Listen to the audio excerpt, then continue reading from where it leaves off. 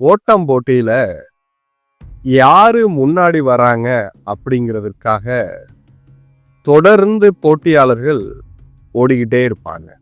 அதே போல நாம் ஒவ்வொருவரும் தொடர்ந்து ஏதோ ஒரு காரணத்துக்காக ஓடிக்கொண்டே இருக்கோம். இந்த வாழ்க்கை ஓட்டத்துல நமக்கு சமமாக யாரை வைத்திருக்கிறோம் என்றால், எதிர்த்த வீட்டுக்காரர்கள், உறவுக்காரர்கள், நண்பர்கள். இவர்களை விட நான் அதிகமாக ஓட வேண்டும். அவர்கள் வீடு வாங்கிவிட்டால் நானும் வீடு வாங்க வேண்டும். அவர்கள் பைக் வாங்கிவிட்டால் நானும் பைக் வாங்க வேண்டும்.